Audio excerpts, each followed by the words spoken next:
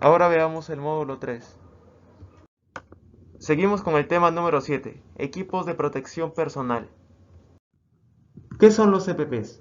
Son dispositivos, materiales e indumentaria personal destinados a cada trabajador para protegerlo de uno o varios riesgos presentes en el trabajo y que puedan amenazar su seguridad y salud. Uso y conservación de EPPs. Los equipos de protección individual deberán mantenerse en adecuadas condiciones de seguridad e higiene durante toda la vida previsible de la utilización de los mismos. La conservación de equipos de protección individual se debe hacer a través del mantenimiento periódico, como limpieza y verificación, fijación del tiempo de duración, almacenamiento en lugares y condiciones adecuadas y previsión de stock para la sustitución inmediata. Si observa que su equipo de protección individual está defectuoso, comunique de forma inmediata a su jefatura o SOMA para el reemplazo. Uso de protectores auditivos. El uso correcto de protectores auditivos se debe realizar de la siguiente forma. Con las manos limpias, enrolla el tapón auditivo entre el pulgar y los dedos hasta que el diámetro sea lo más pequeño posible. Luego, pasa el brazo opuesto sobre la cabeza y levanta la parte superior de tu oreja para abrir el canal auditivo. Mientras mantienes abierto el canal auditivo, inserta rápidamente el extremo enrollado del tapón en el oído. Para un mejor ajuste, por lo menos la mitad o 3/4 partes del tapón debe estar dentro del canal auditivo. Es importante recordar que de presentar deterioro o desgaste del EPP asignado, reportarlo al jefe inmediato y al área de seguridad a fin de que realice la inspección debida y se haga el cambio de EPP correspondiente.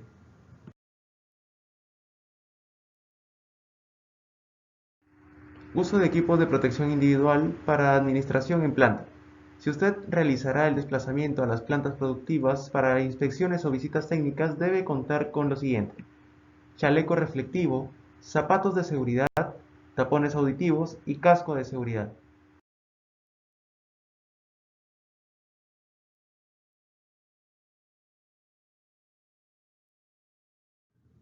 Uso de equipos de protección individual en el área de producción. Todos los trabajadores de producción deben usar de manera general los siguientes equipos de protección individual: uniforme de trabajo, zapatos de seguridad y tapones auditivos reutilizables. Además, deben usar el equipo de protección individual específico según su actividad, por ejemplo, lentes de seguridad contra impacto y mangas anticorte, y otros según el riesgo expuesto. Uso de equipos de protección individual en el área de mantenimiento. Todos los trabajadores de mantenimiento deben usar de manera obligatoria los siguientes equipos de protección individual: ropa de trabajo, zapatos de seguridad, casco de seguridad y tapón auditivo reutilizable. Además, deben utilizar los equipos de protección individual específicos según su actividad: guantes de nitrilo, lentes de policarbonato, mangas anticortes, guantes de protección mecánica y otros según el riesgo expuesto. Uso de equipos de protección individual para operadores de montacargas. En dicha actividad se debe considerar los siguientes equipos de protección personal: uniforme de trabajo, casco de seguridad, lentes de seguridad, guantes de seguridad, zapatos de seguridad, protectores auditivos. Registro de entrega e inspección de EPPs. En San Miguel y Cinea se dota a todos sus trabajadores con EPPs según el tipo de riesgo al que están expuestos, de los cuales se registran la entrega. Asimismo, se realiza de manera periódica la inspección de los EPPs de los trabajadores en cada área según el formato adjunto. Seguimos con el tema número 8, salud ocupacional en el trabajo.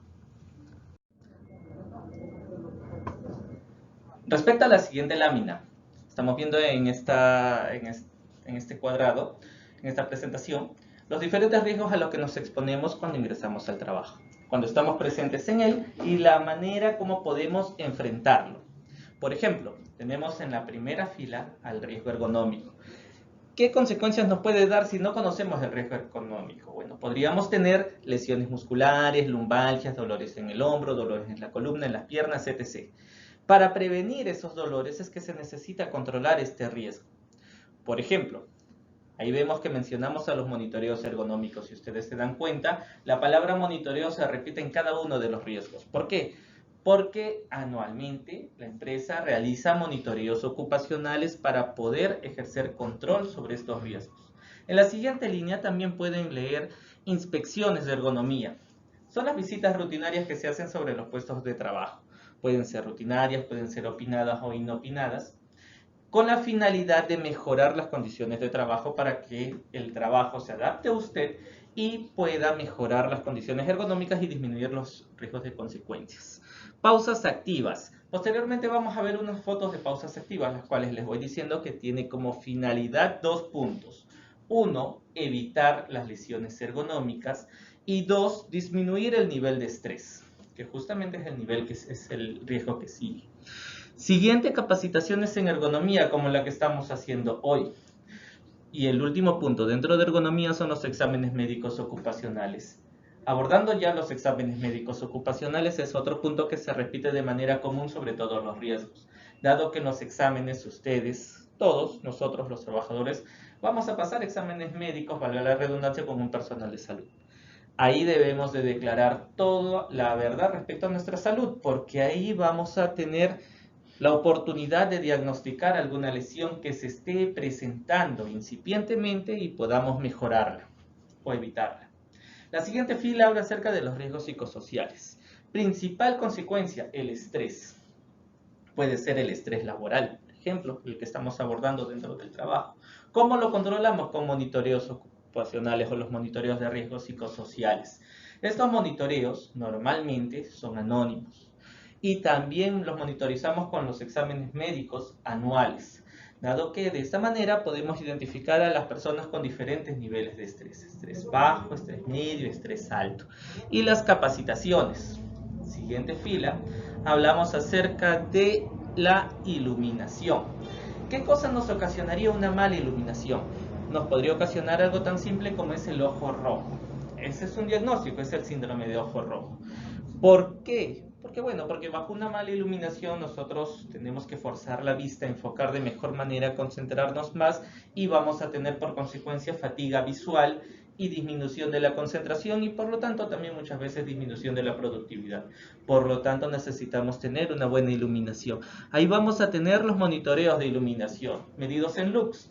Estos monitoreos deben de ser acorde con la normativa actual que nos indique de que estamos cumpliendo con los lux necesarios para que usted pueda cumplir con su trabajo sin poner en riesgo su salud. Hablamos también de las inspecciones de salud. Por ejemplo, las pantallas de visualización de datos que deben de estar a un brillo promedio para que no lastimen su vista, no una iluminación excesiva. Y los exámenes médicos ocupacionales, como ustedes saben, monitorizamos también la salud oftalmológica de manera anual. El siguiente nivel es el ruido, el siguiente peligro, perdón. Respecto al ruido, tenemos que la principal consecuencia es la pérdida auditiva y tal vez, junto con el nivel ergonómico, son los peligros más importantes que estamos viendo. ¿Por qué? Porque si usted tiene una pérdida auditiva inducida por ruido, nadie se lo va a recuperar hasta el momento. No hay forma de que un médico recupere hasta el momento una pérdida inducida por ruido. Por eso es que hacemos el llamado a la concientización de hacer el uso constante de los equipos de protección personal, sea el tapón o sea las orejeras. Ahora, una consulta que muchas veces llega es: ¿qué pasa si yo necesito usar tapón o necesito usar orejera? ¿Por qué unos usan tapón o por qué unos usan orejera? Esto es debido a los monitoreos de ruido, que también lo tenemos ahí como uno de los controles. En el monitoreo de ruido me va a arrojar o nos va a arrojar el equipo de Soma si el ruido al que usted está expuesto lo podemos combatir o enfrentar con un tapón específico o con una orejera o con doble protección. No es al azar. Estos son controles también que se toman. Los exámenes médicos ocupacionales. También hacemos una invitación.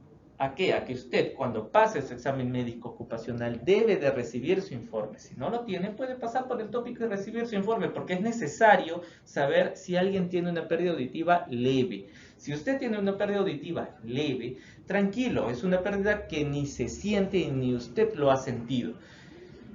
Y lo que se debe de hacer es aumentar la protección del oído.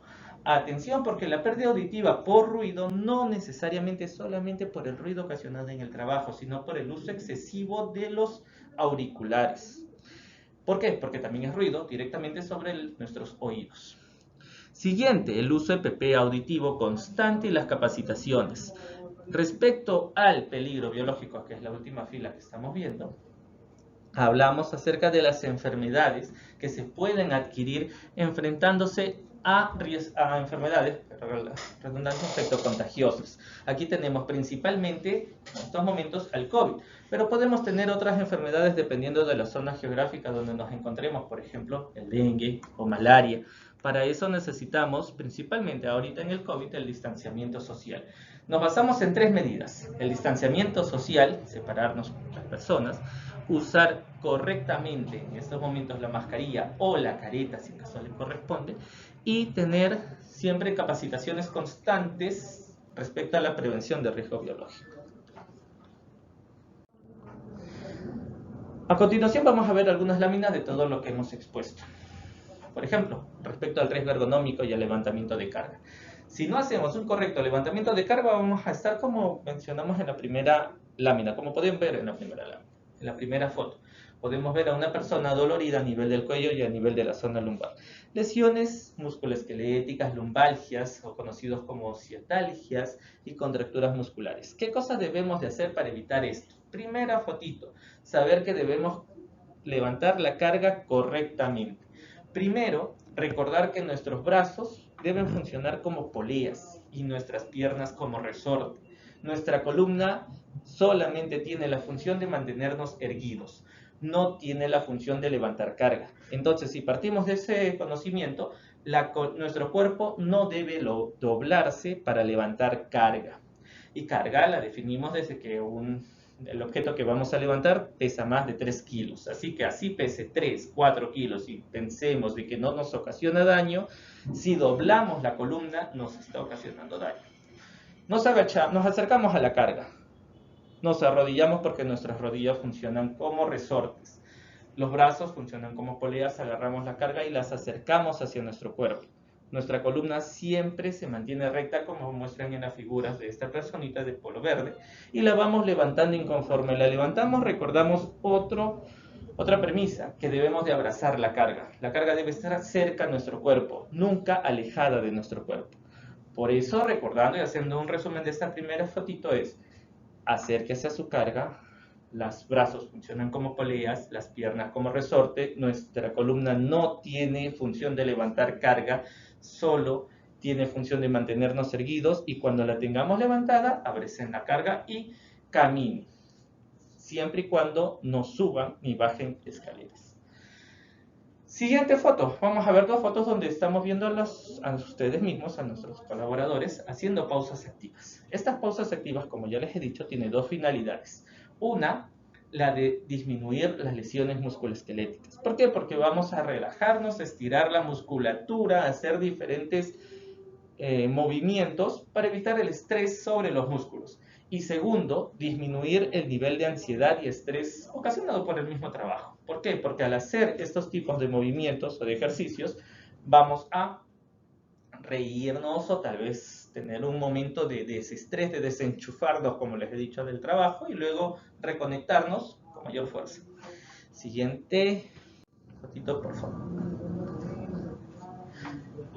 Respecto al siguiente riesgo es la postura incómoda. Dentro de la postura incómoda tenemos como principal consecuencia las lesiones en la postura que estemos nosotros tomando, en la postura viciosa que hayamos optado.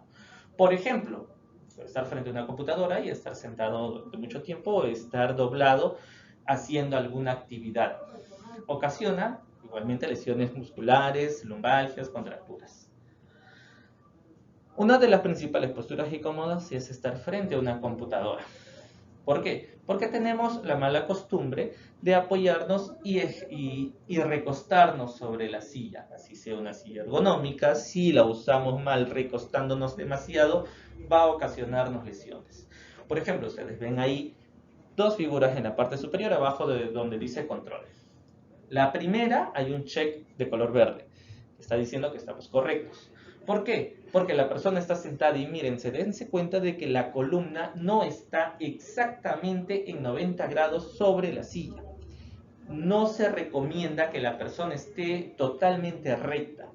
el ángulo tirándose hacia atrás de la silla o hacia adelante un poco, yéndose hacia la pantalla, puede ejercer una angulación de 10 grados hacia atrás, 10 grados hacia adelante y no ocasionar daño. No se recomienda que la columna esté totalmente recta, repito. Pero en la siguiente figura, la que está al costado, ya aparece una X de color rojo, porque la persona está totalmente apoyada sobre su mesa, dirigiéndose totalmente sobre su pantalla, ocasionando que la columna ya no cumpla su función de mantener una columna recta y erguida y ocasione dolores. En la siguiente también la computadora, la folletería estaba tan abajo de la persona que lamentablemente la cabeza se va tendiendo hacia acostarse sobre la mesa y ocasionaría dolores a nivel cervical. En cambio, en la siguiente figura, donde hay un check de color verde, la persona se mantiene erguida, mirando hacia sus folletos sin bajar demasiado la cabeza. Después de esto van a tener una figura ustedes donde relacionan las diferentes partes de un puesto de trabajo con una computadora y usted. Por ejemplo, alguna de las premisas. Sitúe una computadora, la pantalla de visualización de datos, a la altura de sus ojos o que sus brazos no estén colgando. Deben de estar las braseras de su silla a la misma altura del escritorio. Y por último, si usted es personal administrativo, también debe hacer sus pausas activas, porque esto también es una postura viciosa, estar frente a la computadora. Así que debemos de pararnos, estirar los dedos, estirar los brazos, hombros, cabeza, caderas, cintura, piernas, rodillas, etc. Cada cuánto se recomienda que las pausas activas deben de ser frecuentes. No es necesario reunirnos en un equipo, es necesario que usted simplemente se pare de su puesto de trabajo y haga los estiramientos que no le va a durar más de 3, 2, 5 minutos como máximo, siendo exagerados, y vuelva a su puesto de trabajo. El siguiente es el ruido. Como habíamos hablado ya, el ruido va a ocasionar la pérdida auditiva irrecuperable. No hay forma de que si a alguien le detecta una hipoacusia inducida por ruido se pueda recuperar. ¿Cómo lo controlamos? Con monitoreos y principalmente con los equipos de protección personal. Estos monitoreos nos van a arrojar el nivel de ruido, el nivel de decibeles a los que estamos expuestos y nos va a decir qué equipo de protección debemos de usar. Ahora, el punto es cómo usar el equipo de protección. Si yo tengo unos tapones auditivos, simplemente no es colocármelo en el oído. Existen maniobras de cómo colocarme este tapón auditivo. Agarro el tapón auditivo, cruzo mi brazo, como ven ahí las figuras, cruzo mi brazo, mi mano derecha por detrás de mi cabeza yéndose a mi oído izquierdo. Jalo un poco el oído izquierdo hacia atrás, hacia la nuca y hacia arriba, y ahí ingreso el tapón auditivo. Después de ingresarlo, hago una ligera rotación y luego suelto el oído. ¿Por qué hago esto? Por la postura anatómica del oído. Tiene que ser tirado un poquito hacia atrás y hacia arriba para que el tapón auditivo pueda ingresar.